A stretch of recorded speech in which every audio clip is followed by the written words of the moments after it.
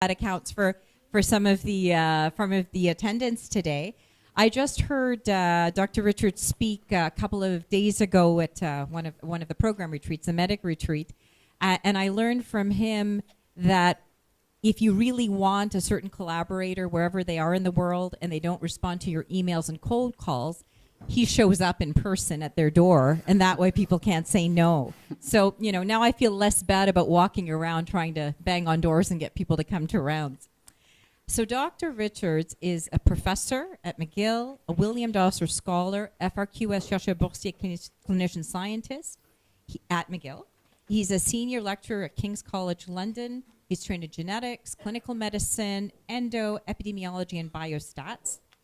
He focuses on understanding the genetic determinants of various aging-related endocrine diseases, such as osteoporosis and vitamin D insufficiency.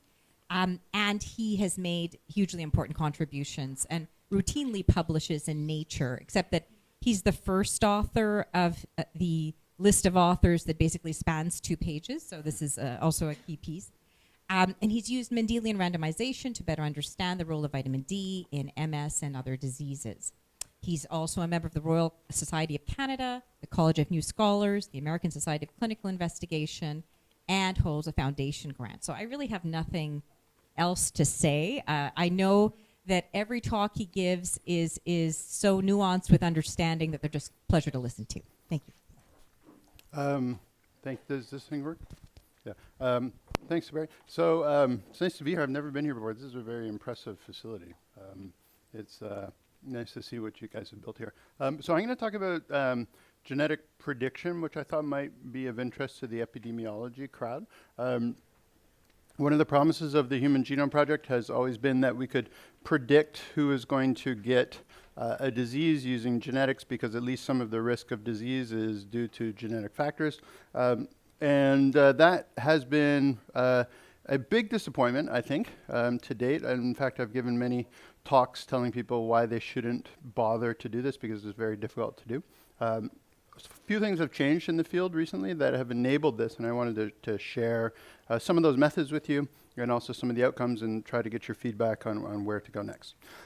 This is work that's mostly been done by Vince Fragetta, who is a research associate in my group. Jillian Keller-Bruch, who's a student actually of computer science, who has a lot of training in machine learning models. Mehdi Fauré, who works with Celia Greenwood, who's a long-standing collaborator of mine and statistical geneticist, as well as André Durand, who works with Joël Pinot, who's a wonderful collaborator in machine learning at McGill. Sahir just got a faculty position, as well as John Morris, who's just finished his PhD in my group. So, okay, so here's a picture. Who knows who these 2 people are? Does anybody know? He's the tallest man. These are the tallest people and shortest people in the world. Okay, so they are so tall and so short because they have a mutation in their genome, one single base pair that was changed that made them to be very, very tall and very, very short. And it's pretty dramatic, the phenotypic difference that you can get by changing 2 base pairs in otherwise healthy genomes. So genetics does have an important effect upon our traits in the population, some traits more than others. But I guess the question that I wanted to start with is, why bother with this? Well, I think that the first thing that's important, and I don't need to convince you, is that human research is probably more relevant to human health than animal model research. That's not always true, and animal models have a very big role to play in a lot of the work that we do, but at least beginning with whether or not something is important in humans is helpful. All of our work, almost all of our work, is agnostic. So we let the data drive us to the question, rather than coming to the experiments with a hypothesis. And that changes a lot of the paradigms. It changes a lot of multiple testing thresholds, but allows us to find things that we didn't even know that we were looking for. This can be causal. In fact, as Jamie Engert pointed out in a recent PhD defense, that it is causal. Human genetics, while we talk about associations, they are representing a causal association. So I will talk about genetic associations, but those associations are being driven by a causal factor, and that causal factor is either the genetic variant, which we have identified, or something that is on that stretch of DNA. And so human genetics, when associations are robust and reproducible, is causal. We might not know exactly the etiologic agent, but it's representing something that's etiologic.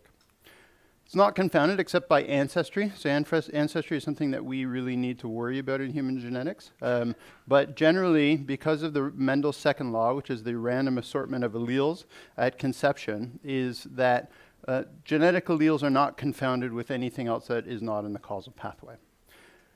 It's also not due to reverse causation because, of course, diseases don't change your germline DNA. There is one exception to this, which is cancer, and that changes genomes within the cancer. But in terms of most predisposition to disease that is genetic, it cannot be changed by the disease itself. And so this provides a few opportunities to understand biological pathways, to provide prevention and treatment intervention, diagnostics, as well as prediction. And this is one that I've added to the slide when I had previously thought was really, frankly, impossible. So while I've shown you these two guys, can anybody guess why this guy is so tall? He doesn't have a Mendelian mutation. He's very tall. Very good basketball player.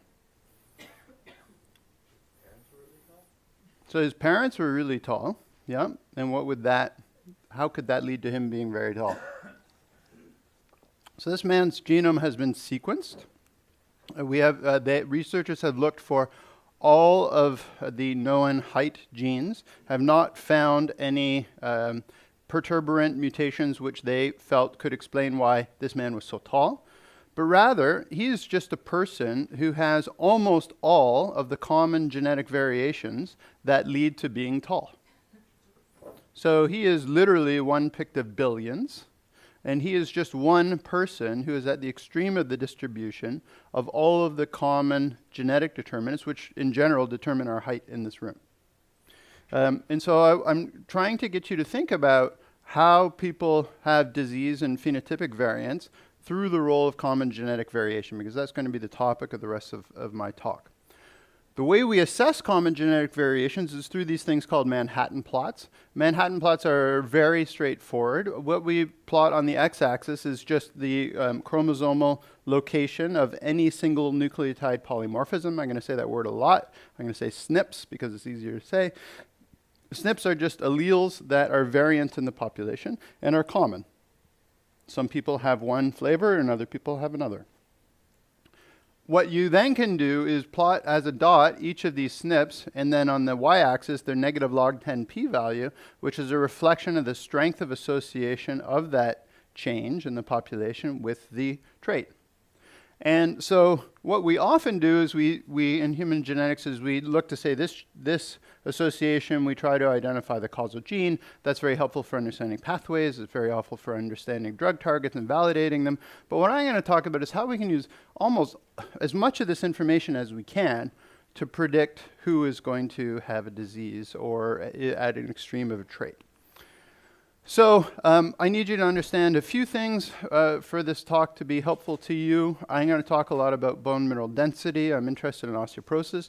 Bone mineral density is measured through various modalities. The one that I'm going to talk about today is the measurement of bone density in your heel, which is a very good risk factor for fracture. It's even as strong a risk factor for fracture as the clinically gold standard measurement, which is a DEXA measurement of the hip bone density. And the reason I'm going to talk about this bone ultrasound measurement is because we have lots of data on it, and you're going to see that data is really important to solving these questions. When we survey all of the common genetic variation in the human genome, many people think that this must cost a lot of money. This is really very inexpensive. So it's about $40 in a research context. You can get yourself Genomewide genotyped by 23andMe for about $100. I've done that.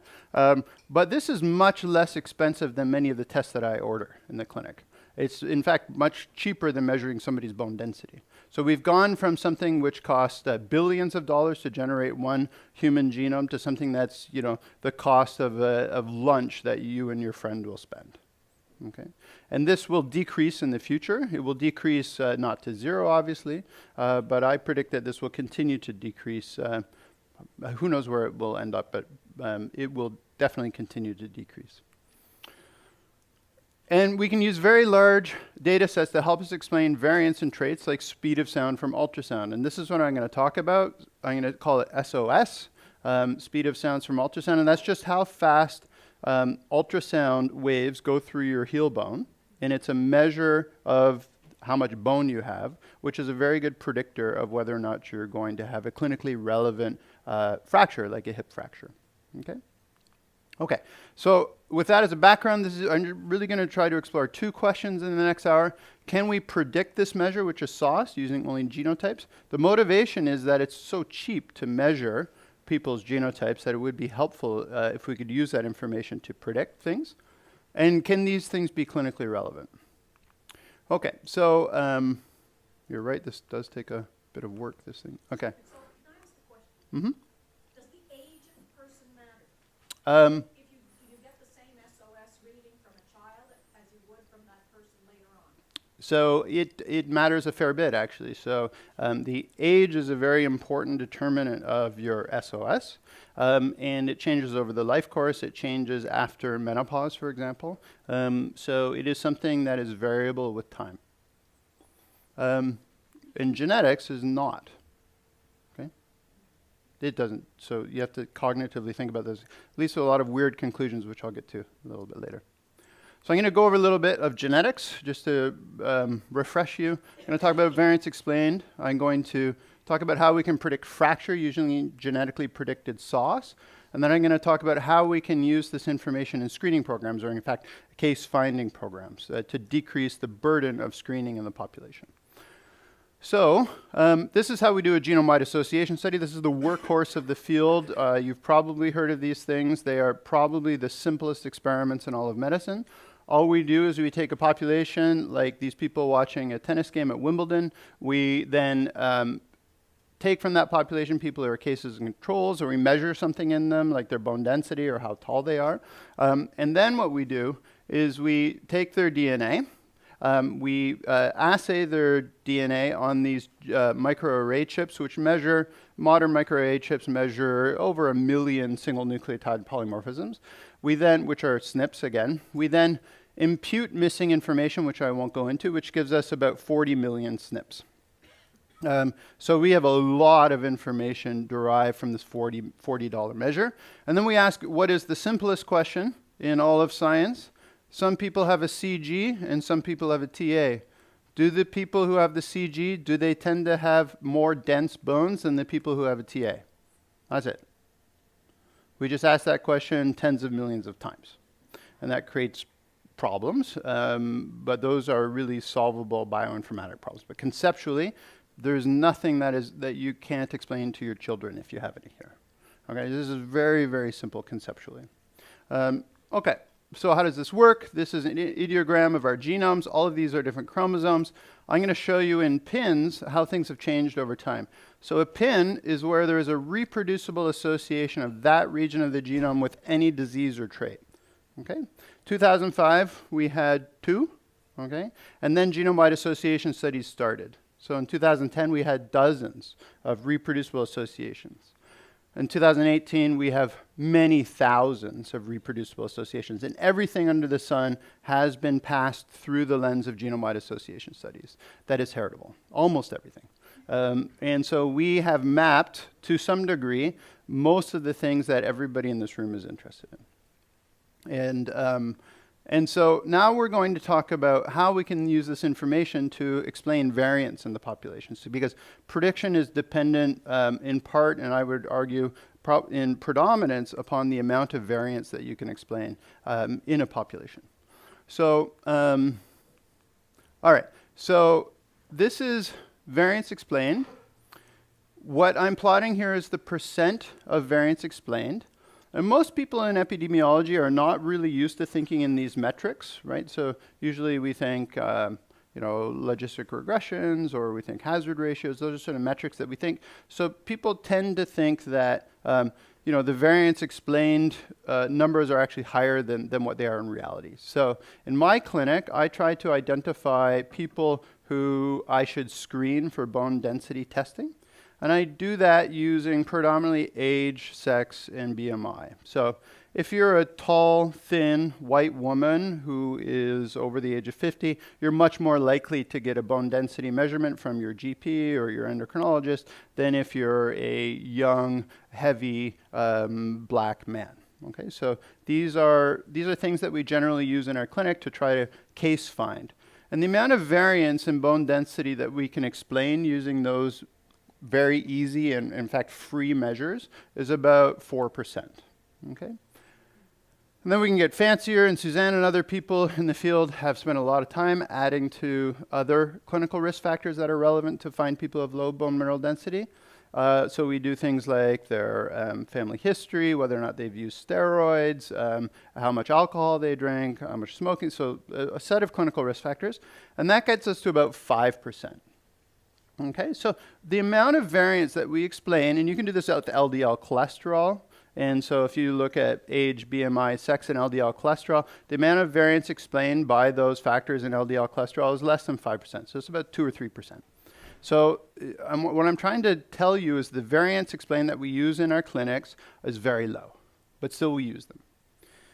Now, if we go back to 2008, and I'm just going to march you through time, what happens to the amount of variance that we can explain just by those SNPs which are most strongly associated with bone density, and we set them at a threshold that we call genome-wide significant, which means that they've passed this multiple testing barrier to be significant despite all the tests that we've done. Back in 2008, it was terrible, okay? Like, we were explaining less than 2%, and I thought, well, why would I bother predicting anything? Because for age, sex, and BMI, I can get more than double that variance. And I don't have to do what at that time was about a $150 test per person. If we move over time, and you'll see the sample size here is growing from 2,000 people to 500,000, the amount of variance explained just by genome-wide significant SNPs, no clinical risk factors, is 20%. So that is now fourfold higher than what I can do using my clinical risk factors. So fourfold is a big number. And I ignore all of this information in my clinic. Okay, I don't use any of that information when I'm trying to find out who should be screened for osteoporosis in my clinic. So that's a bit of a waste, I think, and a disservice that we're doing to our patients to at least some degree.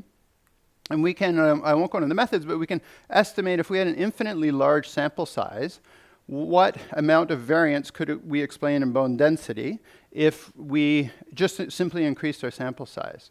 And we estimate that to be about 36%. So remember, I'm starting here at 4%. So we're moving 900% higher just by increasing our sample size. And then we, of course, can add to this the clinical risk factors. So I was surprised over time just how much this has changed and how much I think it will change. Yes? I'm just wondering, so I mean, the variance explained increased with the sample size. Yep. So that's presumably a power issue. Yes? So with the same kind of variables like age, sex, and BMI, does the variance explained by those metrics improve with this enormous sample Yeah. size? So very good question. So the sample size here is 456,000 people. In the bottom end Yeah. here. Just in age, sex, BMI, and age, sex, and BMI is 456,000 people. It's the same data set that we used here. So no, the answer is it's not going to get much better. And even if you look at 20,000 people, it's the same number. And in terms of hazard ratios or sort of the metrics that we usually think about, like, does this really increase? Yeah, I'll show those to you. Yeah, I'll show this to you. Yeah. So does this make sense to everybody? Yeah. Okay, so okay, so now what we said is, remember I said that we had some smart machine learning and statistical genetics people working on this project. So we said, well, we can do better than just looking at the genome-wide significant SNPs, which is only about 500 independent ones. What we want to do is use as much of the genome as we can to predict something, to see if we can move past our approximately 20% variance explained with just these genome-wide significant SNPs. To do so, we built basically we took UK Biobank, which is a wonderful resource. If you people are not using it, then you definitely should consider doing so. So this is 500,000 people who are being followed in the UK, and you can apply to them and get the data. They have genome-wide genotypes on everybody. We have all of their data. And we simply just broke those people into 3 different data sets. So we built some models using a training set, which was 341,000 people. Because we had so many different models, I'll talk about this in a second, we wanted to be able to pick the best one that we thought was going to be tested in our test set. To do so, we use a very small proportion of the data, about 5,000, because it became very clear that there was a standout model. And then we tested that in 80,000 separate individuals. This is not cross-validation in the same cohort. These are entirely separate people in these 3 different groups. We did a bunch of QC, which I won't bore you with. I will point out, though, and I'll come back to this at the end, that we only looked at British ancestry. Because you can confound yourself very easily by ethnicity in human genetic studies, and so we only included in our study people of British ancestry because that was the largest proportion of the population in UK's biobank. But I'll show you what happens when we look at people of non-British ancestry at the end. Okay, so in this training set, we do one of these very simple genome-wide association studies. Then all we do is we just add up the number of alleles that somebody has that should decrease their bone density, and we multiply that count by the effect size of each allele. Okay, like very, very, very simple. That's called a polygenic risk score. We use something a little bit fancier, but something which should be fairly familiar to at least some people, which is a Lasso regression model, which is another feature selection model. So we then validated these and we tested these. Now, when we get to testing, we wanted to know 3 things. Does it actually correlate with the measure? Okay, so we have a genetically predicted SOS. Remember I talked about SOS, speed of sound of ultrasound? We have a genetically predicted SOS, which I'm going to call GSOS, and then we have a measured SOS. Now we're going to ask whether or not GSOS can predict fracture, and then we're going to ask whether or not we can use GSOS for screening. Okay, I'll save the screening to the end. Okay, so within the Lasso regression framework, for those of you who are not familiar with Lasso regression, this is a fairly old technique in machine learning. So we've actually applied neural nets to this. It doesn't seem to help very much. But a proportion of the betas are assigned a 0 value. So you can add in as many features as you want. In this case, we call feature SNPs. This proportion is called lambda. So lambda is a term within the model which forces a proportion of those SNPs to have a beta of 0. And this is achieved through this penalty term. So this is the sum of the absolute values of the betas. And what you're trying to do is decrease the size of that absolute sum of the betas that you've included in your model, so that in cases with very large numbers of features, so we have up to 40 million features we can throw into this model. A feature is just a SNP. So that's the machine learning language for what we would call a SNP in this case. Lasso allows us to efficiently find the sparse model that will involve a small subset of the features. So we're trying to take up to 40 million SNPs and boil it down to a very small set that we can then use for our prediction. We're also going to compare that to polygenic risk scores. These are just really simple. So you just say, okay, anybody in the room could have some of these risk alleles. So you just say, okay, I have one, and the beta for that allele is a number. I'm going to multiply the number of alleles that you have by each beta for each of those alleles, and then just sum them up. Okay, so that's very straightforward. That's just like adding up a risk score for just about anything is about the simplest thing that you can do. Of course, you have to make sure that these are independent, right? Because otherwise you're adding the same information. And how does this do? Okay, so remember, I benchmarked you here at like 5%. This is what I use in my clinic today. My polygenic risk scores do a lot better than what I use in my clinic, so they get us to just shy of 20%. That's not much better than what I showed you before, which is just all of the genome-wide significant SNPs, which are those SNPs with a p-value of less than 5 times 10 to the minus 8. So I can be more liberal and add more and more SNPs, and my model doesn't really perform much better. Okay? So most of the information that I'm using is in the most strongly associated SNPs, which makes sense. And I can add in a few tens of thousands more, and things get very modestly better. When I use the machine learning algorithm, we see so this is just, again, Lasso regression. We see an important bump up in the variance explained to about 24%. Okay, so what we then decided from these experiments is that, we have something that works better than other things. This is Lasso regression.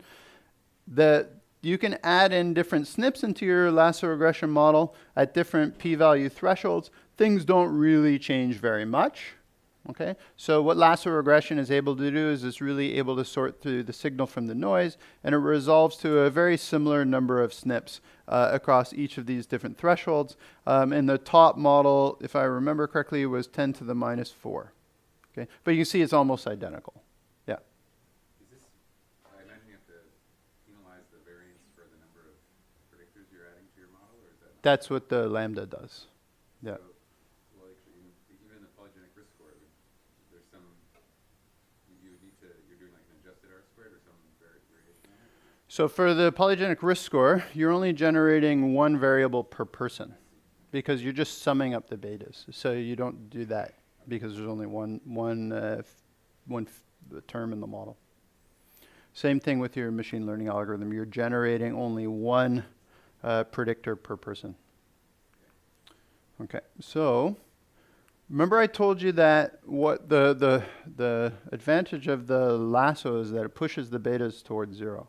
And this is what you're seeing here, is that this is the absolute effect from the GWAS, so this is not put through the Lasso model of SNPs that are retained in GSOS, in the GSOS model. And this is the absolute effect from Lasso. So of course the diagonal would be here, so what you're seeing is a depression of the betas of each SNP. So it's pushing those betas towards 0, which is exactly why we're using Lasso regression, so it's working. So somebody asked, Teresa asked about, maybe you already saw the answer, but so these things change with age, right? So your bone density changes dramatically with age. Dramatically, I mean, it's very detectable in small populations of people. So who would people with a GSOS, low GSOS, so low genetically predicted speed of sound, tend to be in your population? They would tend to be older, female. So they would tend to be skinnier, right? Which is exactly what I thought. But your genetic risk factors for any disease or trait cannot be associated with age, right? Unless it affects mortality, which these don't. And anything outside of your sex chromosomes, by biologic definition, cannot be associated with sex. So what we have is a predictor of bone density which is entirely independent of age and sex. And it can only be associated with weight if those SNPs that are activated in the model act on weight. So that's exactly what I thought when I did it. And I was actually on sabbatical, so I ran all this analysis myself. And so I thought, oh, okay, it's going to be all the older women in the population. And I was, it's not. And then it became obvious once you take a second think about it. Unless they act on longevity. Unless they act on longevity, and they actually don't. Yeah. But what about the fact that just because you have a gene doesn't really necessarily mean it's turned on? So couldn't there be epigenetic effects that happen at a certain age, or only in females or something like that? They could be, but we're identifying things that are very reproducibly associated in a very large proportion, a very large population, despite any differences in methylation. And I will add to this conversation that we have spent a lot of money and time looking for epigenetic determinants of bone density, and we find nothing. Nothing. Okay? Like, I can just share with you that experience. We've written up a negative report paper, which I always find interesting because people use, which was by far the largest study that had been done in the field. And people use like sample sizes of 1/10 of that using the exact same methodologies and claim things to be real. So I would be very cautious about interpreting epigenetic effects in bone density. I'm not going to comment on anything else, but we found absolutely nothing. Okay, so back to this. So, okay, measured sauce, I'm just putting a Z here because we've standardized it. Measured sauce is correlated exactly as Sasha thought with exactly what she thought it would be, right? Which is what I thought too. GSauce has an R of 0. So what we have here is we have a predictor of speed of sound of ultrasound, which is orthogonal to all of the clinical risk factors. Okay? But does correlate with measured sauce. Well, I haven't showed you that yet. Oh, yes, I did. Sorry. Yeah, it does. So it has a variance explained of about 25% GSauce, or top model. It's 24% actually. Yeah. Okay. So now we have a way to predict sauce. Our next question was, who cares? And I think the answer to that question depends upon who's asking the question. So that could be very different if you're a hospital administrator or you're trying to plan a screening program. It could be very different if you're a drug developer and you wanted to enrich your trial or identify pathways for disease. Be very different, and perhaps the simplest between the physician and his or her patient. People think this is really complicated. This is really not complicated. This is just people are at a high end of a risk distribution and people are at a low end of a risk distribution. So communicating that information, in my opinion, it has been shown in a lot of recent literature, is really not very complicated. It's a lot simpler to communicate than things like Mendelian disease, where you have to say, oh, well, if you marry somebody and they have this genetic mutation as well, and then you have a 1 in 4 chance of your children having this disease. This is just, you know, your mom is tall and so is your dad, and so you're more likely to be tall, right? Which are things people know anyways. One of the things that are really scary, and I'm not going to talk about it, but I'd like you to think about, is what happens in this situation. So there was a very recent paper in our field. What people tend to do is they tend to put things up on bioRxiv, okay, which is a online repository. You can just post non-peer-reviewed papers, okay? And so very recent, and we do that, so you can read this GSauce thing on, it's non-peer reviewed, and we put that up there for the field to look at and comment upon. We get a lot of interesting comments from people doing this. Recently, Robert Plomin, who works on the genetics of intelligence, is able to achieve an R² for educational attainment in the general population of 16%. It's not bad, it's a lot better than anything else that we have.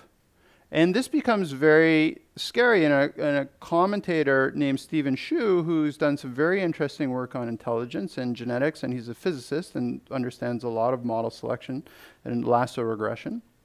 He's written a very nice commentary about how this will be used differently within different sociopolitical contexts. And his commentary is that, having grown up in China, he feels that this technology will be used very differently in China than it is in the US, which is where he lives now. And he feels that people can use this technology to selectively abort children before implantation in IVF, which is entirely possible. And I think very scary. And I think that we saw just this week a very scary, different manifestation of people doing nothing similar to this, but using CRISPR. But the ability for people to do this is possible. It has become possible. And I think that that's very scary. It's predicated on being able to measure intelligence properly, and that's a whole field in and of itself. So. Exactly, but what they're measuring is educational attainment. So it's just years in education. And there are very reproducible genetic determinants of years in education, and they are they are very strongly associated with behavioral characteristics, which will be very unsurprising to you. Delayed gratification, discipline, IQ itself. And so it is coming. Yeah. And I really have no doubt that that variance explained will increase. And 16% is maybe not clinically tractable, but it will increase dramatically and quickly. I've shown you in 10 years what's happened to bone mineral density prediction. We've gone from 2% to 25%. So, you know, if you're going to be on this planet for another 50 years, genetic prediction of educational attainment will be much higher than 16%. I can guarantee it. Okay. So I'm not going to talk about that, but I invite you to think about it, because as members of the scientific community, we need to get ahead of this, because it's very scary. Okay, so anyways, that would be a very fun talk to give, but I'm going to bring you back to the very boring world of fracture. Boring, but I would point out that it's a lot easier to think about how to help people and a lot less ethically scary. Okay, so this is only people in the test data set. We're looking only at incident fracture. We're looking at two different types of fractures. One of them is what we call major osteoporotic fractures. So these are like hip and wrist and major fractures that cost money. And then we're looking at a much smaller number of hip fractures. So there's 80,000 people total. These people have only been followed for 3 years. We're only looking at incident fractures. Okay? So GSOS is measured at baseline, and we'll see what happens to risk. What we want to understand is if this genetic measurement of SOS can complement our clinical risk factors, because we can measure those fairly cheaply, and we have an industry standard way to measure them, and that's called the FRAX score. Some of you may have used it in your clinic. So I'm going to try to show you what happens when we add GSOS to those models. So this is incident fracture. I'm going to start off by showing a major osteoporotic fracture. This is the odds per 1 log increase in the predictor. So I'll bring your attention to this line here. So Suzanne would be very familiar with this. This is very standard. Okay, we would expect an odds of about 1.6 per log increase in this FRAX score. This is just a score you generate from non-genetic risk factors. The confidence intervals are pretty tight. The area under the curve is poor, but that's what we use in our clinic. This is industry standard here. If we add BMD, it gets better. The AUC gets a little bit better. If we drop out there's many fewer people who have BMD measured here, which I'll come back to in a minute. This is traditional bone mineral density measurements done by DEXA. There's only 4,000 people in this row. But this is exactly what the literature tells us it should be, and this is exactly what the literature tells us it should be.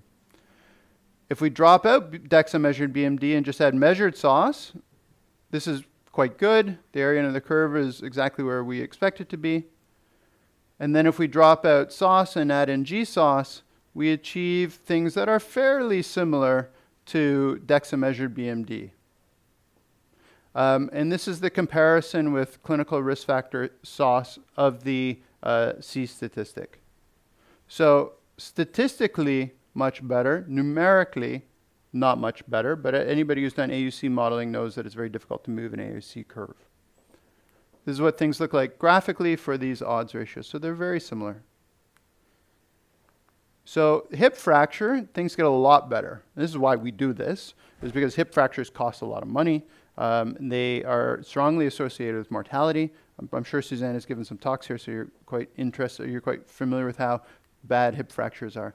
The odds ratios get much better. Our area under the curves gets much better. We can see a numerical improvement with GSOS, which is marginally significant. You can see that the odds ratios remain fairly stable. So what we're seeing here is we're not seeing a dramatic improvement in fracture prediction, but it's not much worse than what we're using clinically. We don't have BMD here because there's only 4,000 DEXA measured BMDs done, and there was only about 6 fractures in those people. So we just don't have enough data. So even though the proportion of variance explained is so much more, in fact, the predictability is not dramatically greater.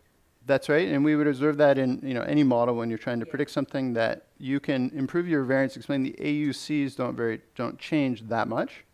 And you can look at anything that we do, and that would be very consistent. Now, what we haven't done is net reclassification, which can change more importantly. What we also haven't done is precision recall, which can also change more importantly. But what we're seeing is that the genetic predictor performs just about as badly as our measurements themselves. So then that brings to mind the question, why are we measuring this if it costs us more money to measure it when we can predict it genetically?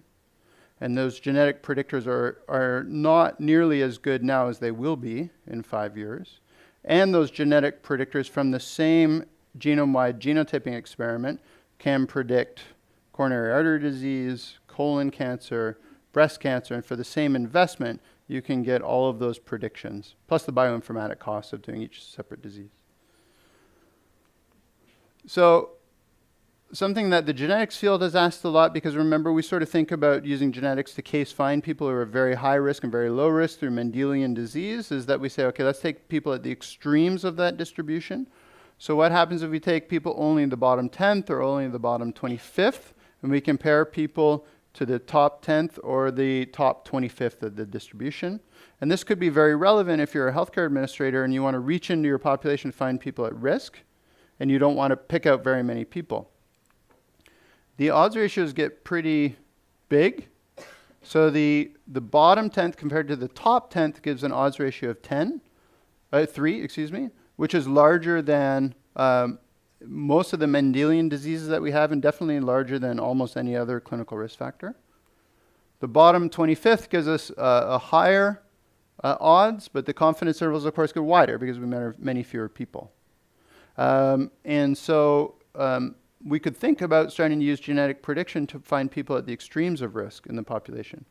If you went to the CEO of the MUHC and said, I want to take 10% of the MUHC's catchment population and bring them into my osteoporosis clinic, you could ask Suzanne how she would feel about bringing in, what's your catchment area of the MUHC? Is it 1 million people or something? I don't know. 100,000 people to her clinic in the next year. So you can see that this becomes, so we could take, just the bottom 1% and get very high odds ratios, wide confidence intervals around those odds ratios. But this becomes very overwhelming in a clinical context. But patients are going to want to know this information. So something we have to think about. Okay, so now I want to talk about, this is sort of the thing that excites me the most about this, and this is using genetics for case finding. So the concept here is that in every screening test, almost all of the money that we spend upon people leads to no change in their clinical care, because almost everybody who's screened is told that they're not at high risk. What the screening program is designed to do is to identify a small proportion of the population in whom an intervention is warranted, and that intervention improves their clinical care in some way. So this is a tremendous waste of resources in my mind, because you're doing your screening program in a large proportion of the population and not doing anything for them. So can you then limit your screened population to people who are only at genetically predisposed to being at a treatment level threshold? So this is important because healthcare systems are now undertaking genome-wide genotyping. So to date, there are millions of people within a clinical context. We're organizing this now at the MUHC and the Jewish to undertake genome-wide genotyping in clinical populations, because it's so cheap. It's been done by HMOs, Veterans Affairs, it's been done in Northern Nevada. This is only all linked to EHR. And so I conceptually, in a research environment, think about living in a medical world where everybody has a good EHR, which we don't have, but at least at the Jewish we don't. Everybody has a good EHR and everybody's genome-wide genotyped, and how we can use this information to try to improve their clinical care. So the British, I think, are the best screeners for osteoporosis, okay? They have a very conservative screening program, a modified version of which has just been shown in a randomized controlled trial to decrease rates of hip fracture. And I'm told, although I haven't seen the paper, is cost savings, okay? So they envision themselves as going to their government and saying that we need to roll out population-wide screening for osteoporosis. And what they're really aiming for is hip fractures, because that costs the most money. So this is their guidelines. These are the most conservative, and they treat the fewest people. They do bone mineral density measurements on the fewest number of people. And the questions that we tried to ask is, can we make this even more efficient by kicking people out of the program who have a very high GSOS? So this is how the screening program works, is you take out the population of people. If you're too young, they're not going to screen you. If you're too old and you have no risk factors, they're not going to screen you. But if you have at least one risk factor, and these are all clinically validated risk factors I won't go into, then you go into the case finding program. And if you've already broken a bone and you're a woman, we're just going to treat you, which is very sensible. Okay? And we spent a lot of time pulling our hair out trying to decide whether or not to treat these people, and the British just say, treat them, which is exactly what I think we should do. If you haven't fractured, then we calculate your 10-year probability of fracture. We do this using our very simple online tool some of you may have used. And if you're low risk, meaning your 10-year probability of fracture is low, we're just going to kick you out of the program, and we're not going to do bone mineral density testing on you, which is, again, very sensible, because the Americans, and to the lesser degree the Canadians, spend a lot of money measuring bone density on people who are at low risk. If you're high risk, and we still haven't measured your bone density, then we're going to treat you. If you're at moderate risk, then we'll pay for this bone mineral density measurement. We'll incorporate that into our FRAX score, and we'll treat you if you're at high enough risk. But if you're at low risk, then what's happened is that a large proportion of the population has gone to their doctor, has had a FRAX score calculated on them, has had a bone mineral density test done on them, and nothing happens. They're just told to go home. And this turns out to be, in the UK biobank population, 40% of the population. So I would argue you're not getting a lot of bang for your buck from those 40% of people. So our idea was to just throw in GSOS here, and to take people who made it into the screening program and kick people out if their GSOS was just simply higher than the median. Okay, which is very simple. Not difficult for a clinician to understand, but just kick them out of the screening program, because those are probably not the people who you're going to end up treating. And with the intention of decreasing the people who are at low risk here, who get no intervention. The cost is going to be that some of the people could have ended up in this high risk treatment category and would have been treated, and you missed them. And you could also miss people here. And so you don't want to miss people, so you have to ask yourself, how many are you going to miss? So I mentioned that there was approximately 4,400 people in whom we have all BMD measurements, and so we can run them through this whole screening program and find out where they land. And then we have GSOS in everybody, and this is only people in the test data set. So they're all independent of our training model, and we can just say what happens if we throw people out of our screening program. So the number, so this is 4,000, so I was wrong. It's not 4,400, it's 4,741. The number of people who need a clinical visit is 2,400 of these people, so around half. But if you do the GSOS pre-screen, you drop down to 1,273. So you're eliminating 48% of the people who go to see their doctor. This is all dependent upon the presence of genome-wide genotyping in the population, obviously. You decrease the number of people who need a BMD test from 1,000 to 473. So again, you're losing about half of your population. And then what is the cost? So the sensitivity for correct treatment allocation does go down, but it goes down to a small degree, from 99% of the people who should be treated down to 94% of the population. The specificity remains unchanged. So what this affords, and I'm not saying that this is prescriptive and we need to do this, but this allows us to start thinking about how we can use genetics to pre-screen a population to identify people who are at low risk, who are not going to be the people in whom we're going to have a clinical intervention. So there's important limitations to this work. The BMD, and therefore the screening program, is only assessed in 4,700 people. UK Biobank is now doing this on 100,000 people, and so we'll be able to increase this. We're actually redoing this right now in the study of osteoporotic fractures, which is sort of like a, Framingham of osteoporosis. We are doing it in Mr. Os, and we're doing it in Mr. Os Sweden. And so we'll have 3 separate replication cohorts where we can test to see if screening actually works. GSOS provides a probability. It's not deterministic. And that's why I think it's a lot easier for people to understand. It is not genetics as we generally know it. Really important here is that we don't have this variable parental history of hip fracture in UK Biobank. That will definitely decrease the clinical relevance of GSOS, but our other literature suggests it doesn't do so by very much. But we will be able to test this when we get 3 additional cohorts that actually have that variable. Alcohol intake was not also there within UK Biobank. This is, of course, uncorrelated with GSOS. But we don't have that variable. And of course, UK Biobank, like every study population, is healthier than the general population. And so how this works in the general population, we can't really comment on, given this data. Okay, so what about other ethnicities? I told you I'd bring you back to this. Well, I didn't think this would work very well, but here's all of the metrics based upon GSOS and people of white British descent. We don't let people define this for themselves because they actually don't do this very well. They tend to define themselves as not being white British when in fact genetically they very clearly are. So we let the genes determine what their ancestry is. So if you're white British, meaning that your ancestry is from the British Isles, this is how things perform.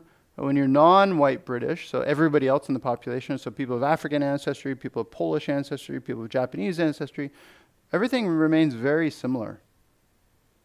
The odds ratios actually get a little bit better. So this is a small sample. It's only about 40,000 people. We are testing this now in 400,000 Chinese people from the Kadoorie Biobank. So we're just doing the paperwork now to do that. So we'll be able to see really how well this performs in Chinese people. If it performs very well in Chinese people, I think I'd be comfortable saying it performs pretty well in people of Italian descent, for example. We can't really comment on African descent, but if we move all the way to China, then it will perform well in people of European descent who are not British. So now to bring you back to what we're going, this is the sort of genetics that we think about most often. I think this will be the genetics that will one day become more relevant in our clinics because that is what is driving most of the variation in the population for very heritable things like height and bone density. To summarize, genetic explains a large proportion of the variance in SOS. This has been captured to some degree by GSOS. This will not get worse with time. GSOS predicts fracture with some reasonable performance characteristics. It's not fantastic. It certainly doesn't do much better than DEXA BMD measurements, but it doesn't do much worse. GSOS may help to improve case finding screening programs. And time will tell how this actually works itself into the clinics, but it's hard to imagine that people will ignore this information indefinitely. I wanted to just give you a little teaser here. This is a similar experiment, which is done in trying to predict risk of coronary artery disease as well as other diseases. Very similar methods. I'll show you how this works here. This is the risk distribution by genotypes alone, normally distributed. If you want to identify people that are 3-fold higher risk of coronary artery disease, that gives you a population that's 8% of the distribution. So imagine, Jay, in your clinic, I could tell you I'll get 8% of everybody in the MUHC's catchment area, and they'll be at a 3-fold higher risk of coronary heart disease than the rest of the distribution. Because that's what we use now to identify people with familial hypercholesterolemia. Okay, we spend a lot of money finding those people in the population, whereas for $40 a person, we could find all these people. Okay.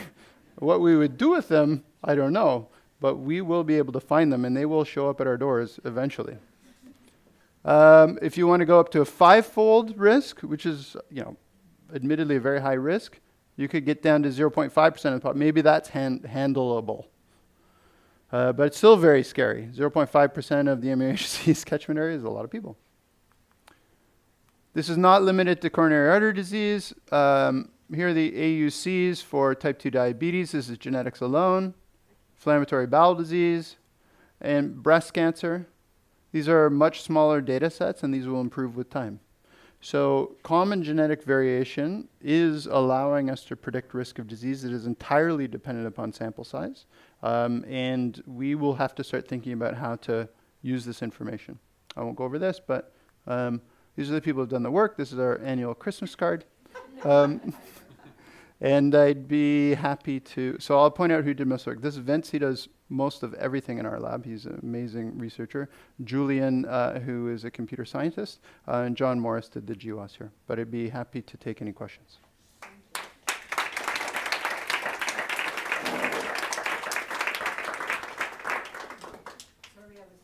No problem. Thank you very much for a nice presentation. So are there any questions? I know you have to leave Shortly, yep. soon, okay, so maybe we could take 3 or 4 questions. Teresa? So is there any, I'm thinking of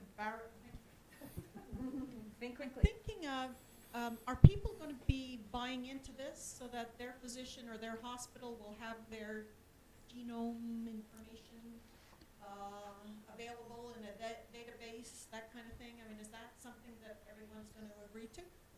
No, not everybody will agree to it, but the uptake rates are very high. So, for example, in the Northern Nevada cohort, their uptake rates were over 90%. And this was just done in Lausanne, where they created a genomics-based biobank of just inpatient populations. Uptake rates were over 90%. So, if people think that there's utility there and they think that the data will be guarded, it's like, why would you not measure your LDL cholesterol? You know. Well, I think genetic information perhaps has a different, I don't know. I just think maybe people see it differently than LDL. Yeah, apparently not, if you ask them. For example, 23andMe, which explicitly sells your data to a pharmaceutical company, has over, I think it's 25 million customers. I'm not one of them. I am. And they provide a wonderful service. And, you know, why would I not want my information to be used to help people develop drugs that are going to help people? I mean, that's my approach. But yeah, Amitra? That was a great talk. Thanks. So it was impressive to see that with lowering your significance threshold, so adding more SNPs to the model, that the variance explained increase. That, I guess, is the definition of a complex disease. Mm-hmm. What's the implications for therapies? If you're revealing that, wow, there's actually many different mechanisms that ultimately result in osteoporosis or fragility fractures or whatever, does that shed light, or can we leverage that to realize there's probably heterogeneity of treatment effects? Wonderful question. So I didn't show you what the Manhattan plot looks like. Do you remember the Manhattan plots in the beginning? I didn't show you what that looks like for bone mineral density because it's too confusing. It doesn't look like skyscrapers coming out of Manhattan. It looks like a beaded curtain, meaning that the genome is full of genetic variants influencing your bone density. If I didn't treat people with osteoporosis, I would say, oh my God, how are we ever going to help these people? Because if I can take down one of those towers with a drug, there's still 499 towers left standing. But we use drugs that actually work pretty well. So the hazard ratios for using an IV bisphosphonate are about 8.8. So the number needed to treat is like down to statin numbers, so 30s. So what that means to me is there must be some critical control points that all of these towers are feeding into. And if you can take out those critical control points, you can influence biology. Our job is to try to identify amongst all of these contributors, what are these critical control points? Yeah. Last question. Just curious about the talk. I'm just curious about sharing of data. So, for example, how would you know that the biobank or bone density, or the sort of work that you're doing is not going to be used by the sort of work people who are studying, educational attainment? For like in a research context? you mean? Yeah, I'm just wondering how Yeah. that becomes explicit at all. Mm-hmm. Because you mentioned that you can, for example, the UK database, you can just email them and potentially have access to that data. Yes. I'm just curious how that works. Is somebody donating their stuff? Yeah, so they enter in the number, so this is a research cohort to which it's an open access research cohort where people can apply to access the data and they can get genotypes, and there's no firewall between osteoporosis and educational attainment, for example. But if you wanted to understand, oh sure, absolutely, they've obviously consented to be in this cohort. Yeah. My question is regard to the Ben's question for because mainly for the machine learning. Yeah. You generate this big black box. You have many kind of the Yes. So that's why you create trouble for you to understanding the network, which one, because you never care about what exactly happened there. You just see the outcome. You have input, you have platform, and then your outcome.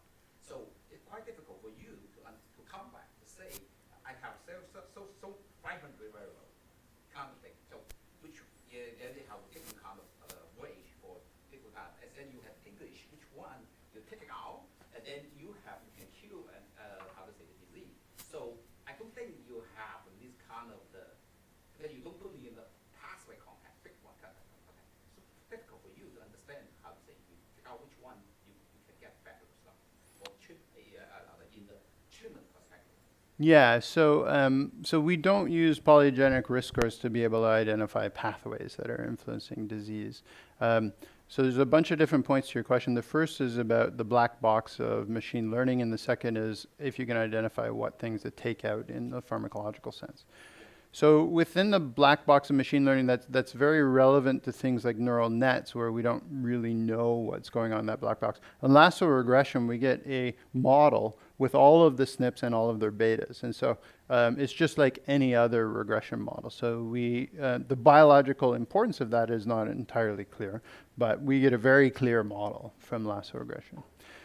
In terms of identifying like which protein to take out pharmacologically, in my opinion, the best way to do this is what we do is we create what's called the genetic dose response curve. So HMG, so the LDLR is a good example. So which people are probably familiar with. So the LDL receptor. So common genetic variation at the LDL receptor has very small effects upon the function of that receptor, and has very small effects upon coronary heart disease.